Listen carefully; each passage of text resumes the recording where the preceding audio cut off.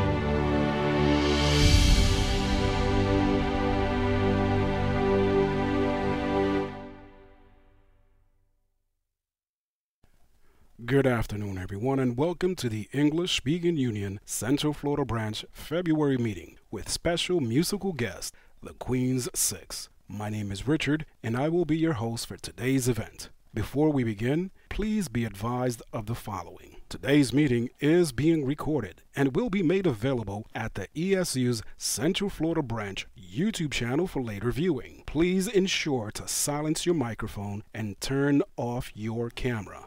We know many of you will have questions to ask the Queen Six, and the format to do so is as follows. At the conclusion of the Queen Six virtual concerts, please click on the chat icon in the Zoom webinar controls at the bottom of your Zoom screen. Type in your questions or comments within the pop-up window. I will see your questions and comments and relay them to the Queen's Six. You also can click on the participants icon in the same Zoom webinar controls at the bottom of your screen, and then click on Raise Hand. When selected, please turn your mic on and ask your questions. While the goal is to try and answer all questions today, in the interest and respect of everyone's time, we may address any unanswered questions or comments at a later date via the ESU's Central Florida Branch YouTube channel or Facebook page. Your cooperation and understanding is appreciated. And now, ladies and gentlemen, it is my pleasure to introduce to you the president for ESU's Central Florida Branch, Mrs. Barbara Hughes. Good afternoon. I am Barbara Hughes, and I'm president of the Central Florida Branch of the English-speaking Union. May I welcome you to our January-February combined meeting. And this is our fifth Zoom program for the 2020-2021 year. And may I really kindly thank you for joining us today, both members and guests. So it is now, I'm looking forward to, and I know you are looking forward to a very enjoyable program this afternoon. So it is now my pleasure to turn the meeting over to Jerry Shiftors, who will be introducing the Queen's Six. In a few minutes, we're going to go live to Windsor Castle. I never thought I'd be saying such a thing. Windsor Castle has been a royal residence for nearly 1,000 years. It's where the Queen has been living during the pandemic, in case you were wondering. A stone's throw from her residence is St. George's Chapel. You saw it pictured in the wonderful video Richard prepared. That's home base for the choir that sings there throughout the year and at royal events, such as the wedding of Prince Harry and Meghan Markle. This choir is made up of boy choristers and 12 men, 6 of whom have formed their own concert and recording group called the Queen Six. And some of you will remember them last Christmas from a special concert presented by the National ESU. The group is known for their mastery of close harmony and a cappella singing. I know you will enjoy the wonderful sound of these young men as they go from Latin hymns to doo-wop jazz in a program of great variety. So now I'm delighted to welcome the Queen Six and their founding member, Simon Wakely. Thank you so much, Gerald and Barbara, for those introductions. It's so fantastic to be with you. So I just need to start with a very short administrative announcement. And that is to say that one of the members of the group who you will see in the concert in a few minutes has actually left the group. Tim Carlston, who was our second countertenor, has decided that the time was right to move on to pastures new. And who was our first countertenor, so in the video, our first countertenor is Dan Britton. When he found out that the second countertenor was leaving the group, he jumped on that opportunity to move down a part. And so we have replaced Tim Carlston with a first countertenor who's called Tom Lilburn. And I'm going to pass over to him now just to start the introductions. Hello, everyone. I'm Tom, and as Simon just said, I'm the newest member of the Queen Six. It's a very, very strange time to be joining a group like this, as I've now been a member for a few months, but we've only really had the chance to do one performance, and that wasn't even to a live audience. It was a recorded one. So it's a very interesting time for musicians, and particularly to be starting on a new musical adventure. But I can say that so far I've really enjoyed working with the group. It's really refreshing to have a stake in the group, in the sense that with most choirs, you turn up, you sing for the director, and he or she tells you what's wrong and tells you what to do. Whereas with the Queen Six, there's 6 people who all have an equal say in what's going on. And if you have suggestions or ideas, however brilliant or stupid they may be, you can put them forward. And so, yeah, it's a very refreshing way and a new way for me to be working. And yeah, I'm just looking forward to get back to doing it in person. Really, it's a great shame what's happening at the moment, and I think we're all desperate to get back performing to people live. This is the best alternative at the moment. So yeah, I'll hand you over to Dan now to introduce himself. Hi everybody, I'm Dan. I've been in the group since 2013. And was the junior member until Tom came along, and I'm quite bitter about that, as you can imagine. I'm really enjoying my new role as second alto. It feels like a bit of a holiday compared to what I used to have to do. So I don't envy Tom his new part at all. But we've had a great few months. All things considered, none of us has got ill. We're all still in a job on a furlough scheme from St. George's, which means that we're still housed and paid much as we would be if we were working as normal. The castle's obviously shut to tourists at the moment, unfortunately, so there's no income coming in at all. And but we're very much looking forward to services resuming as soon as the lockdown measures are relaxed. I'm originally from Germany, so I grew up in Munich. My parents are Brits, and I came back, so to speak, to the UK to study and start my singing career. And I've been at St. George's pretty much since then. For the last, this is my 9th year as a lay clerk of the chapel. I guess I can pass on now to Nick Madden, who's our first tenor. Over to you, Nick. Thanks, Dan. Good afternoon to you guys in Florida from a very snowy, frigid evening in Windsor Castle. I sing first tenor in the Queen Six. and I am one of the founding members, along with Simon, our bass, when we founded the group in 2008. One of my defining features, other than being the best singer, is that I come from the deep South Pacific, from New Zealand, which explains my strange accent, not only spoken, but in singing as well. And I hope you very much enjoy the concert. I'll pass over to my colleague, Dominic Bland. Hello, everybody. I'm Dominic, and I'm the second tenor in the group and the third youngest. Apparently that matters. I've been in the Queen Six for 6 or 7 years now. I'm sure Simon will give you the full details. But funnily enough, even though I'm so young, I've actually been singing inside the castle walls for 16 years now. It's very hard to imagine that a 33-year-old could have been singing here for 16 years. But I was actually a chorister. So I started here at the age of 7, sang here for 5 years, and then disappeared and did my studies, went to university, etc., and then came back. So I've spent almost half my life inside these walls, which is a great honor, and I'm not bored of it yet, which is brilliant. I have 3 beautiful children who live with me inside the castle with my wife. We all have a house inside the castle with our families, which is wonderful, especially at the moment. And I really do hope you enjoy this concert, and I'm going to be passing you on to our fabulous baritone, Andrew John Thompson. Hello. Hello, Florida. I hope you can hear me all right. I'm very envious of you at the moment. It's been attempting to snow all day today. We had a little bit of snow a while back. We only have snow maybe once every few years. Our children have been really enjoying the time out there, but at the moment it's just a bit miserable, and we really envy you for your sunshine.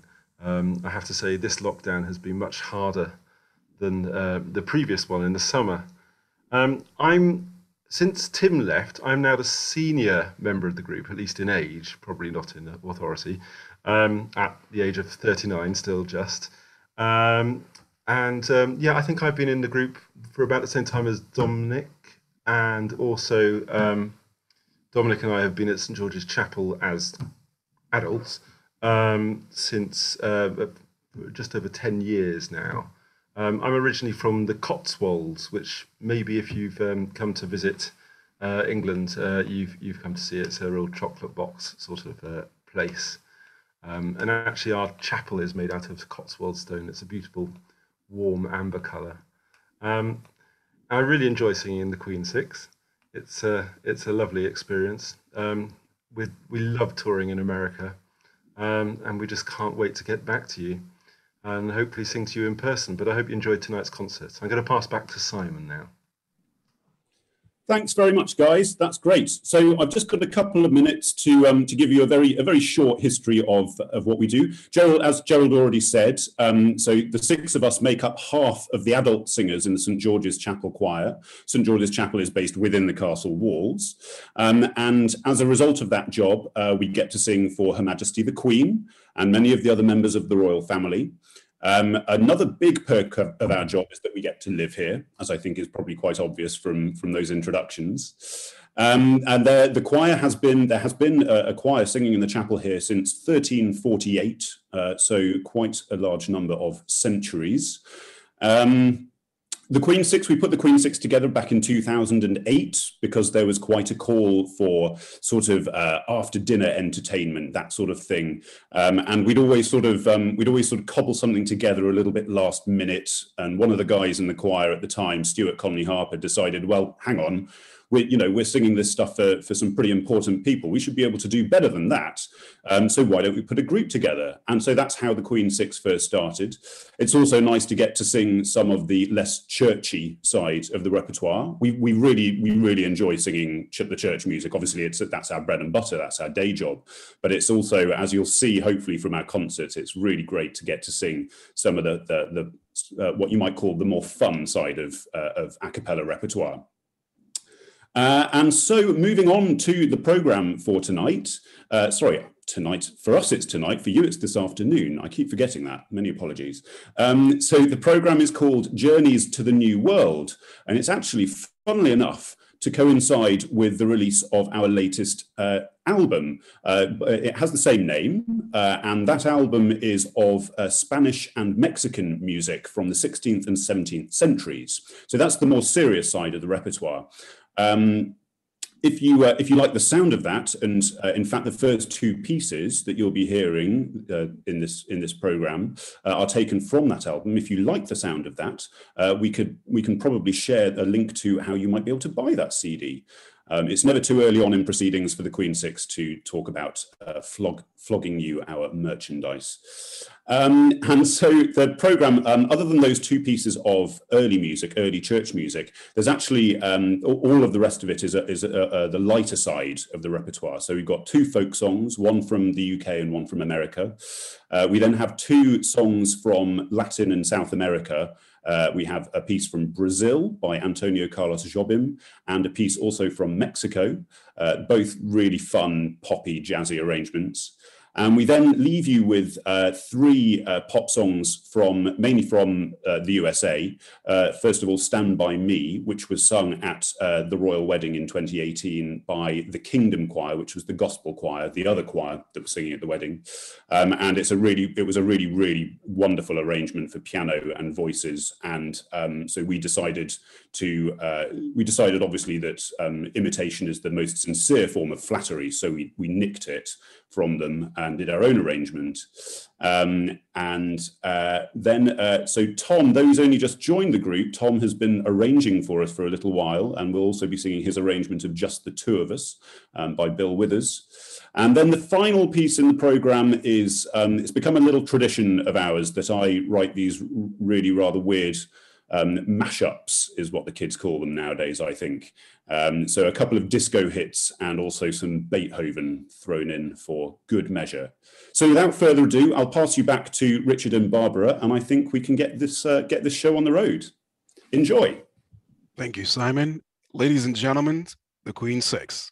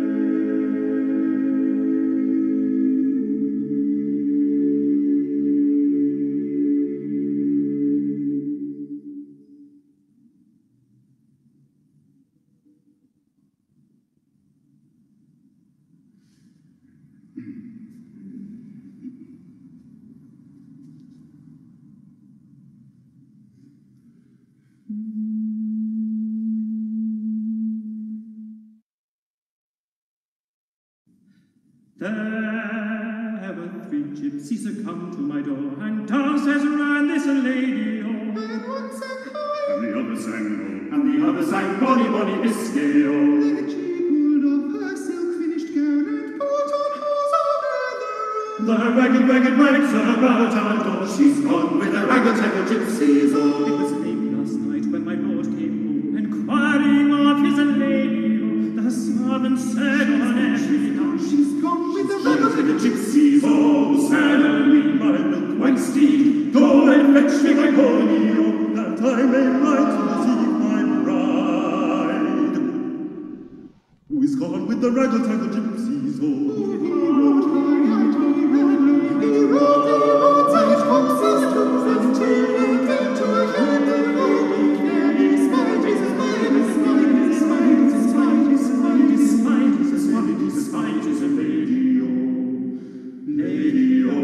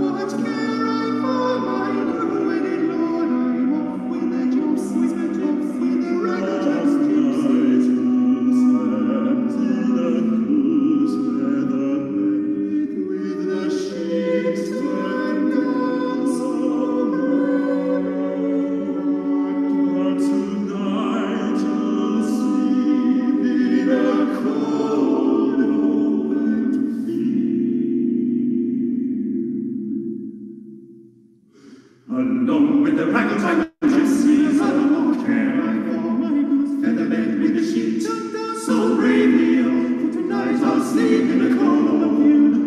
Along with the gypsies, oh, she's gone, she's gone, she's gone, she's gone with the gypsies, oh.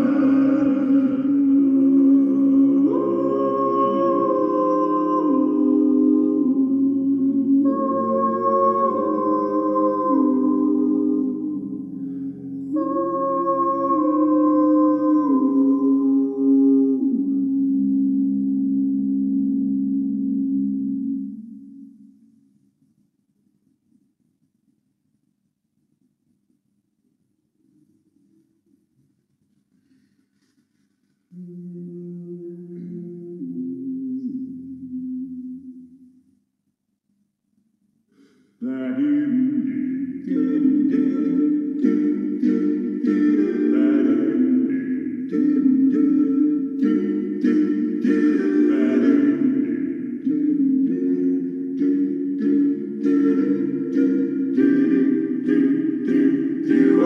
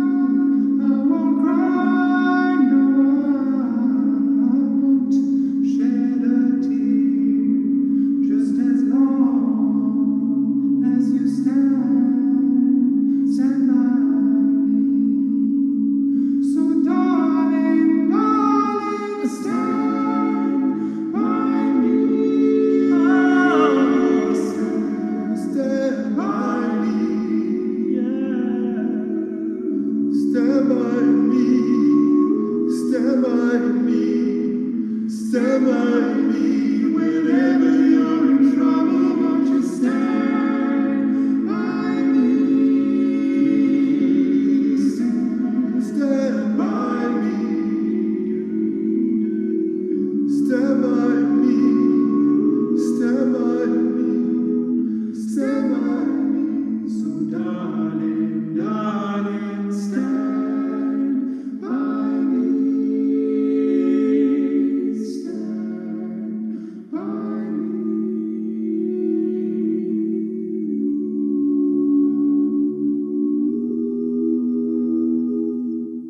Stand by. Stand by. Stand by. Stand by.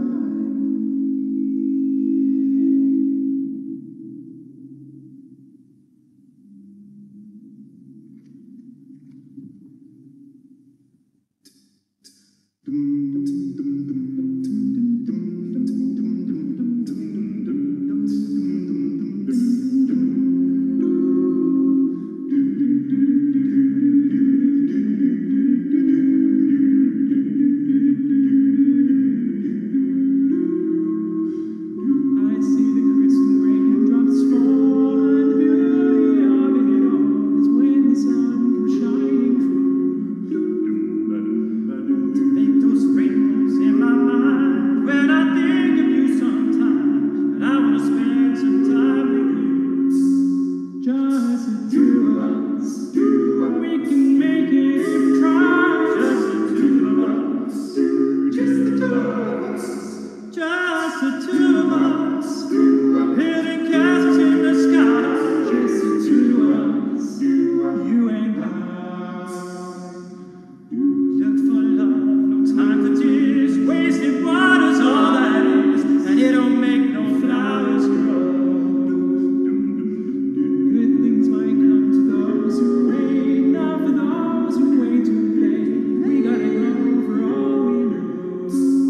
Just the two of us, we can make it if we try. Just the two of us, just the two of us, just the two of us, building castles in the sky. Just the two of us, you and I.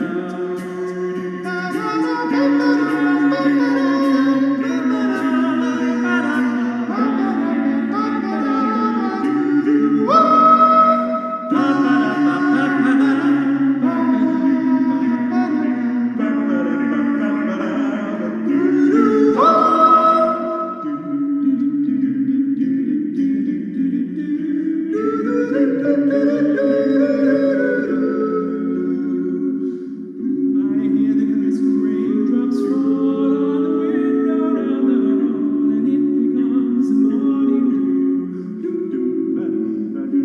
Darling, when the morning comes and I see the morning sun, I wanna be the one with you. Just the two of us, we can make it if we try. Just the two of us, just the two of us, just the two of us, making me great on high. Just the two of us, you and I. Just the two of us, just the two of us, just the two of us. Let's get it together, baby. Just the two of us, just the two of us. Just the two.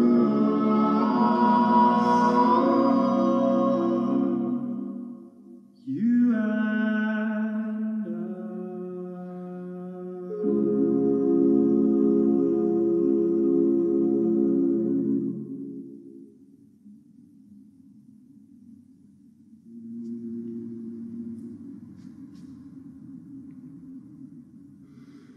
That's the way, mate.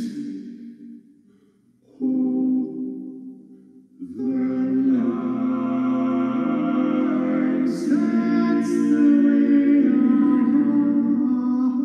he likes it.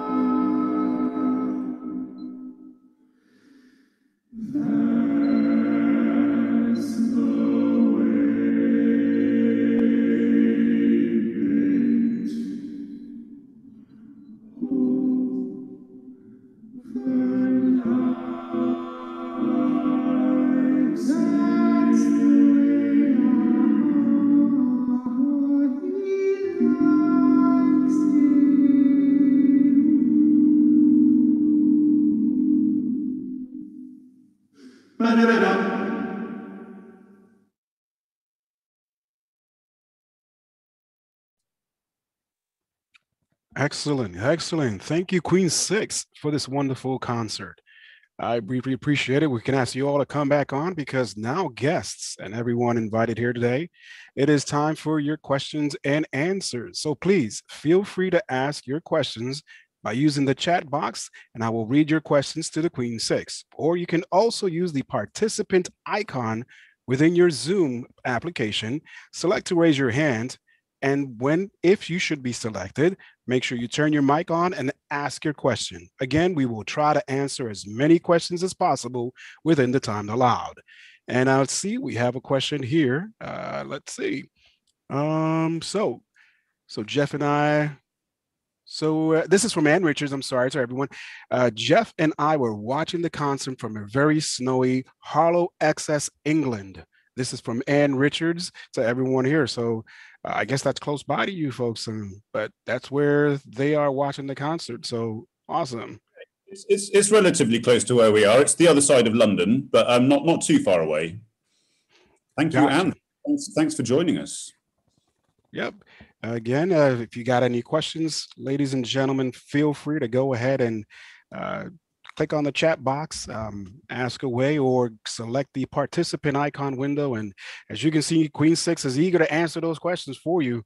They're all smiles and everything there, so that's great. So definitely chat away, ask away. Give the folks a little bit of time here and see if they come up with any questions.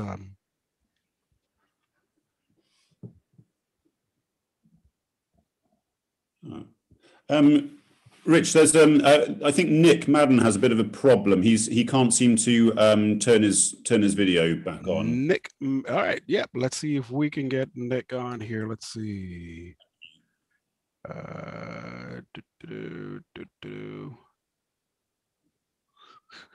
right, I'm asking him to mute, and let's see. Hopefully Nick can. There we go. All right, Nick, welcome back. All right.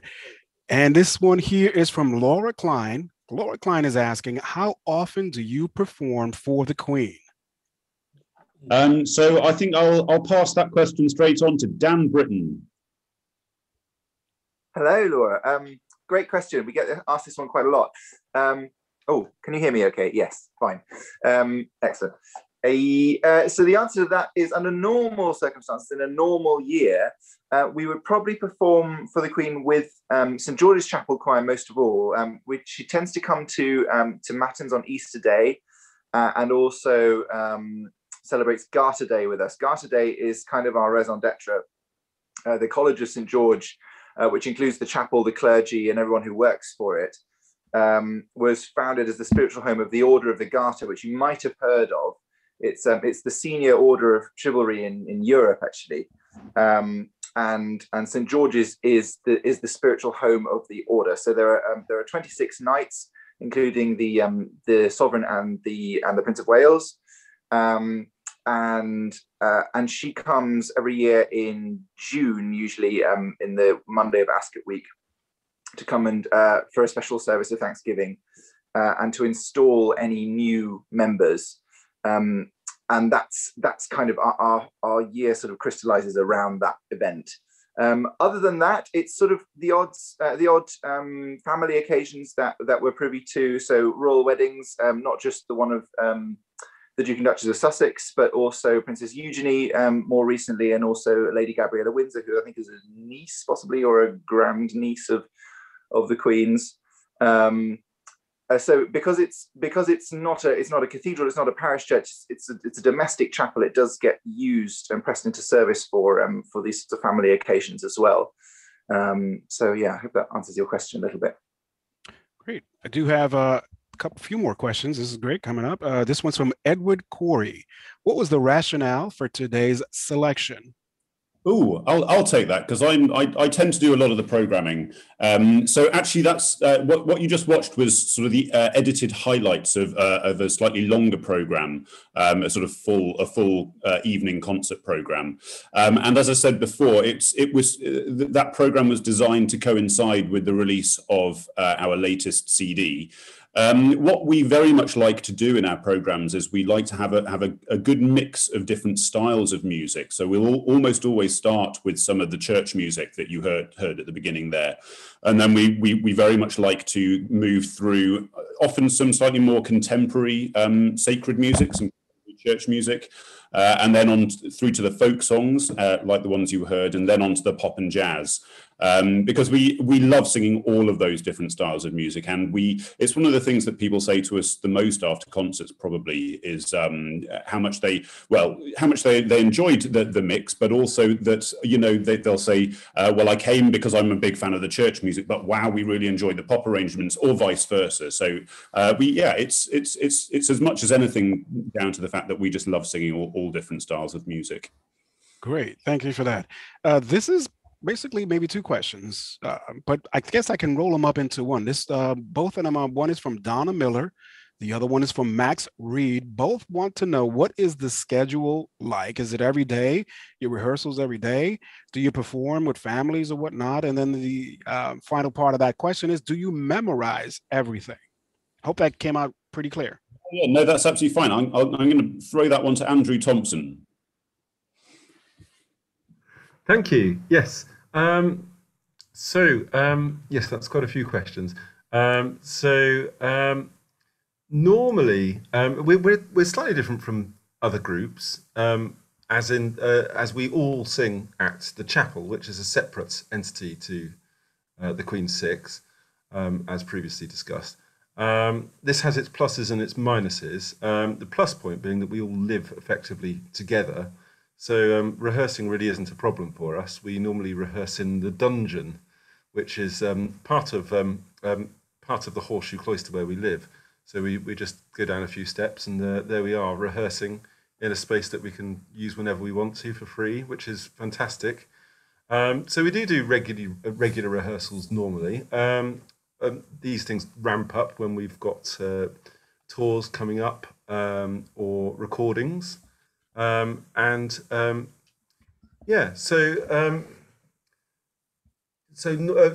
downside is that we have a commitment to the chapel, which isn't a downside really. It's one of the great things about what we do. But it means that we are limited to when we can go on tour, to the times when the choir isn't singing. So in normal times, during term time, school term time, we sing 8 services a week, 3 on a Sunday, and we have a Wednesday off, which they call a dumb day. And then during the school holiday time, when the boy choristers are off on their school holidays, we go on tour. This sort of ties in with the comment about family. I assume we're talking about our own families. So when our families are on holiday, we go on tour, which is slightly unfortunate. Yes, we usually go to Germany in the summer, or Germany and Austria. We've been going to the USA in Easter time, and we've been doing October holiday as well. And we quite often go to Eastern Europe at Christmas time. So I hope that answers some of those questions. Yep, great. Thank you for that. I think you've already segued into the next question, but nonetheless, I'm going to ask it. This is from Anne's.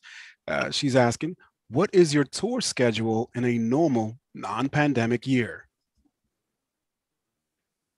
Andrew just mentioned something a little bit about that, but so I think it's fair to say we have 13 or 14 weeks of holiday from our job in the chapel, and we will usually try and fill as much of that time as possible with actually our holiday time. It gets quite busy. It feels quite busy. So yeah. Great. This one is from Cynthia Greenwald. Did any of you commence your singing background by being a choir member of the St. George Chapels as a boy? Well, I think there's only one person we can throw that question to, and that's Dominic Bland. So, Hello. Yes, I started singing in the chapel here at 7. So I sang from 7 till 13 as a little boy. I ended up being head chorister. Well done, me.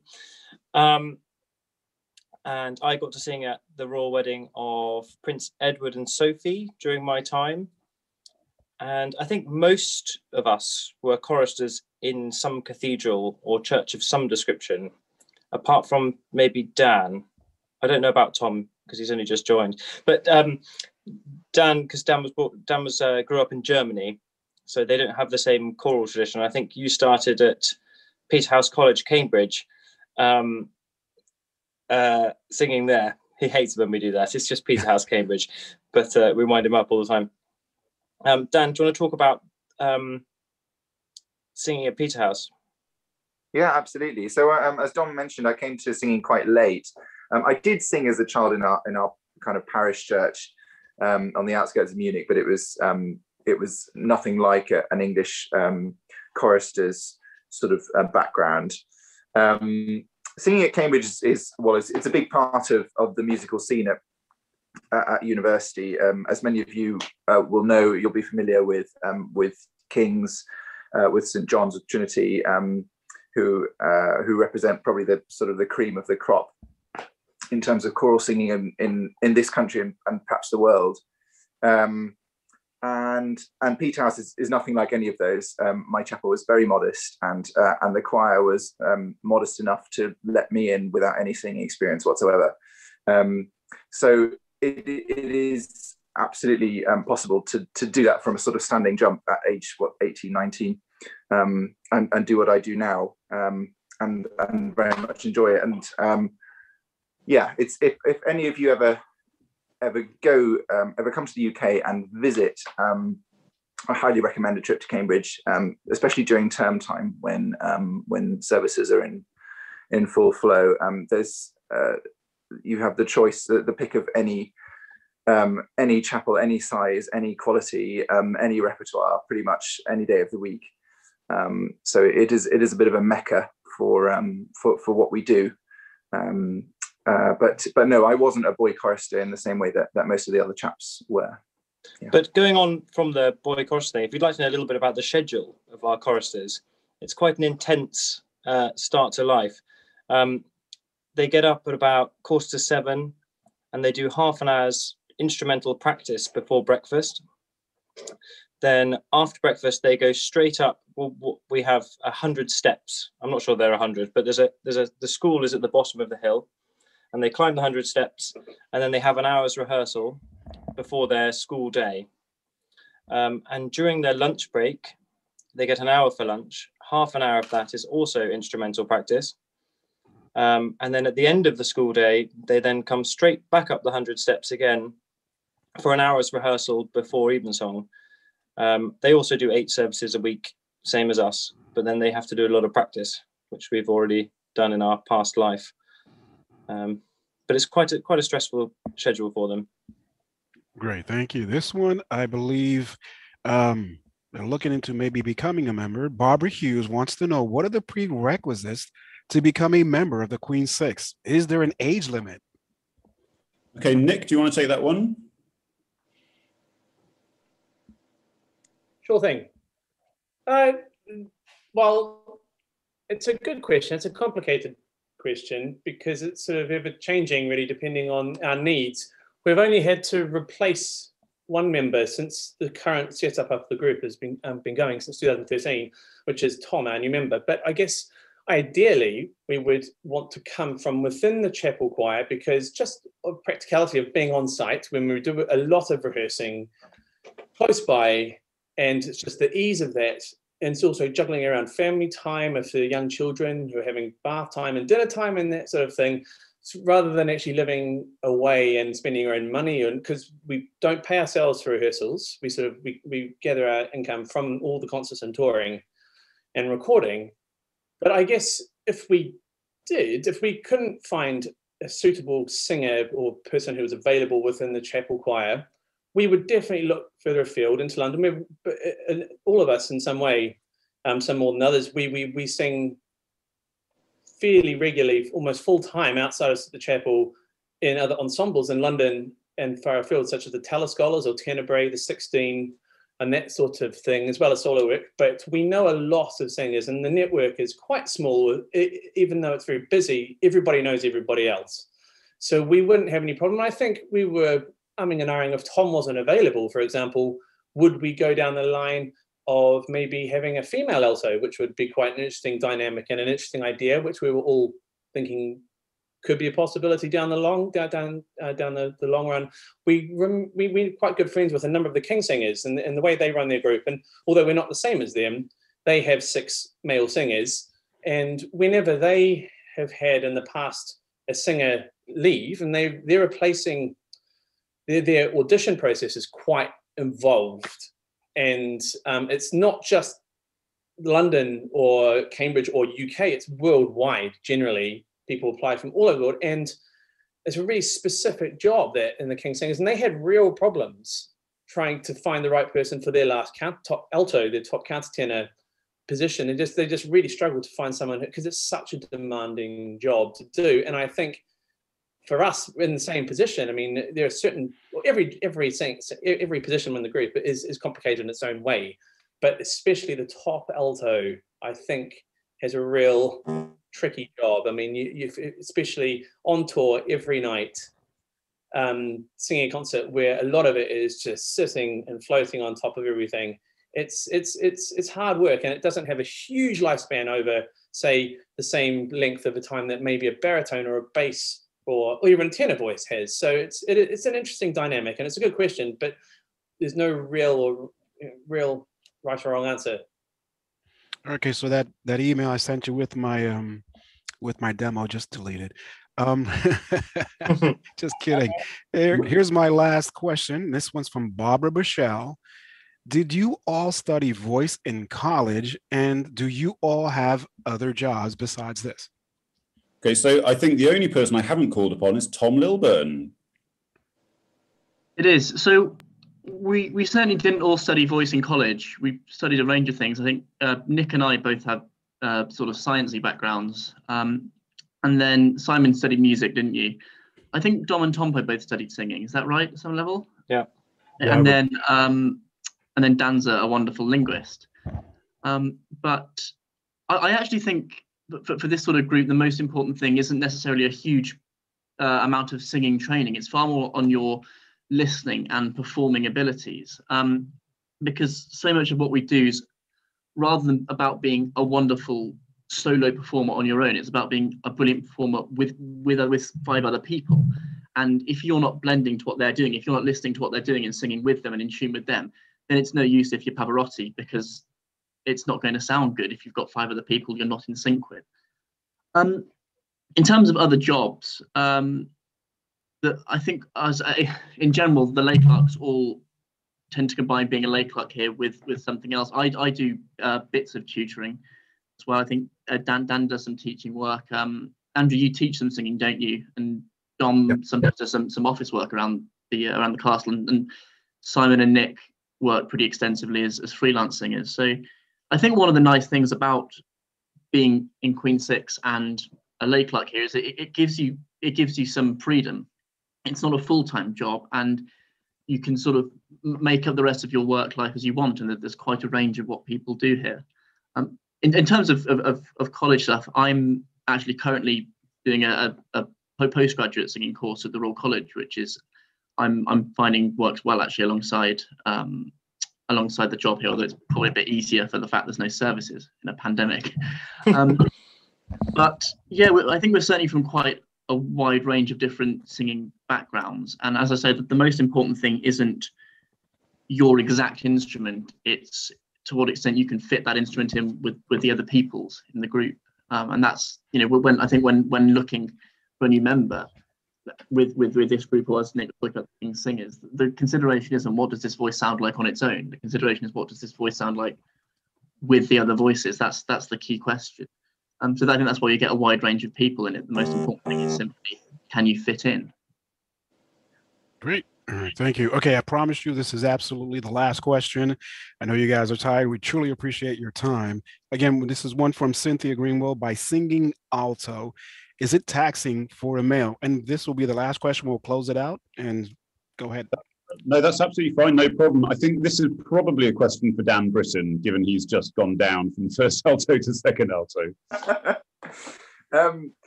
Yes and no.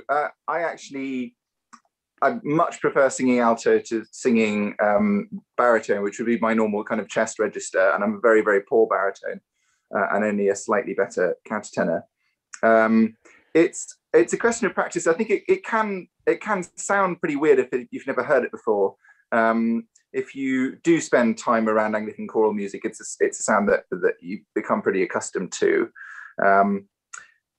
Male altos have been part of the church music scene in Britain for at least 1,000 years, if not longer. And so there is a bit of a tradition, and like anything else, the more you practice it, the more you do it, the easier it becomes. At the Eurovision Song Contest a few years ago, I don't know if that's widely watched in Florida, but Graham Norton, who is an Irish comedian who presents the UK version, made a comment about one of the acts. I think it was possibly a Romanian performer, the Romanian entry, who was an operatic countertenor, who came on and did this incredible pop song. And his analysis at the end of the song was, just because you can do something doesn't mean that you should. And I think that's that's a fantastic analysis of how some people feel about countertenors. For my part, I quite enjoy doing it. And as I say, I wouldn't have it any other way. But it does take people by surprise, as you can imagine. Great. Thank you, gentlemen. Thank you for all your time, your concert, and your questions.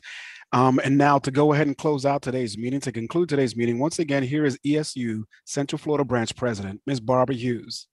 I would like to thank Simon and Andrew and Tom and Dominic and Nick and Dan. It was fabulous. It was a wonderful, wonderful afternoon of your music. Just adored it. And I do hope the next time we see you, it's going to be live in Winter Park. So we'll keep our fingers crossed.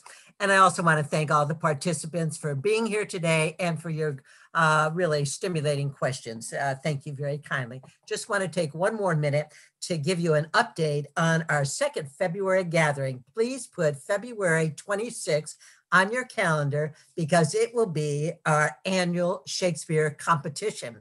And this year it is going to be a little different because it's going to be virtual.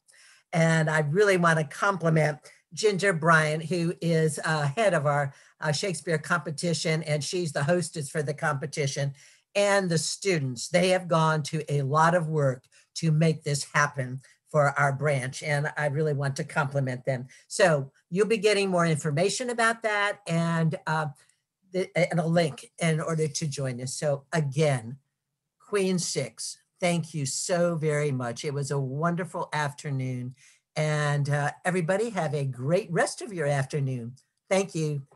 Goodbye. Thank you, everyone. Goodbye. Thanks a million. Thank you. Thanks, guys. Take care. Bye-bye.